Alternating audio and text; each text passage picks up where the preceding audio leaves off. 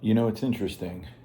At the same time that the Jews claim to be the most humble people and not to be focused on worldly items, in this week's Torah portion, when the Kohen Gadol, the high priest, is anointed, he is anointed with some of the fanciest vestments, clothing, and items added to his clothing that the world has ever seen.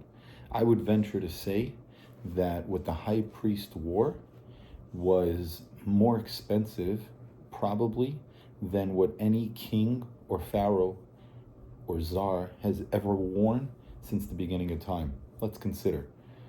He wore a breastplate with all these different stones. They are each one worth a fortune.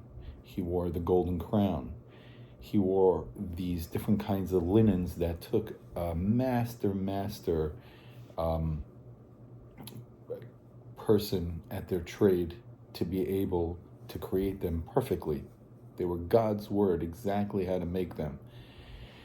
And what's interesting is that what happens when he is being anointed, he has oil spilled on him, he has blood sprinkled at him, and it just seems very interesting what's going on here. On the one hand, why such fancy clothing for such a seemingly most humble man of his generation?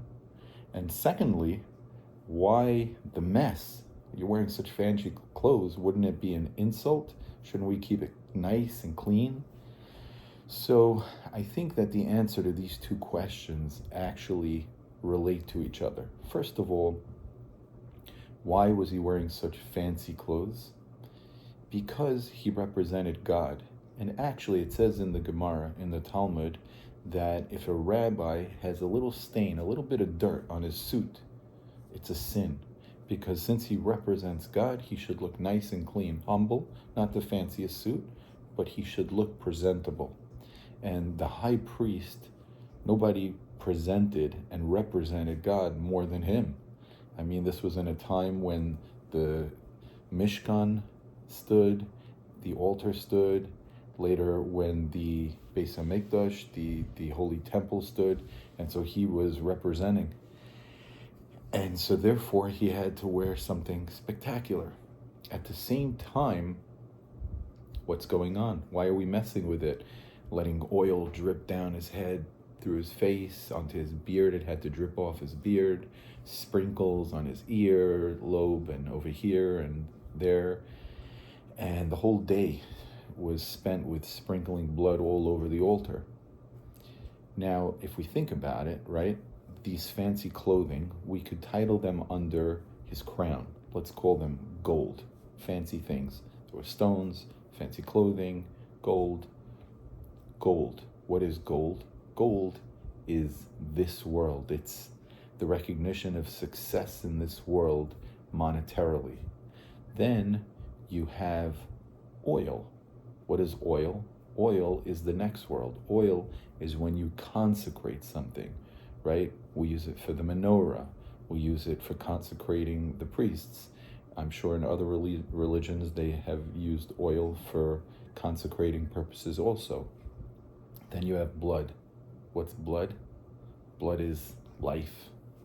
So if you take these three things together, now you're truly representing God from all angles, from royalty, from life, and from the higher world. And so therefore, they were all put together and mixed together, not haphazardly, but on purpose. So you can imagine, here you have a man, one of the most humble men, if not the most humble man alive in his generation. And not only is he wearing the fanciest clothing, but he makes a mess of it. But that must have looked so majestic. If I were to sit here and I would have put on a nice little crown and I would have oil and blood thrown all over me, I'd look like a wreck.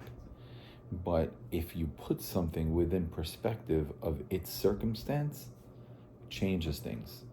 And if you think about what that experience must have looked like and what it must have felt like for him, it was unbelievable. And I'm leaving out a lot of details. Of course, they had extremely expensive water basins just to wash their feet in between services. A lot of things going on.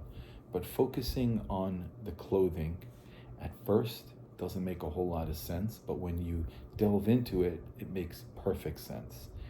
And I think the lesson for us is how can we apply that to our own lives, to take things that might seem strange, might seem opposing to each other, bring them in, apply them to our lives, and be the best person we can be.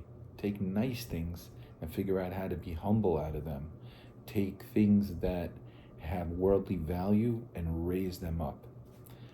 Hope you guys are enjoying these videos as much as I'm enjoying making them, maybe more.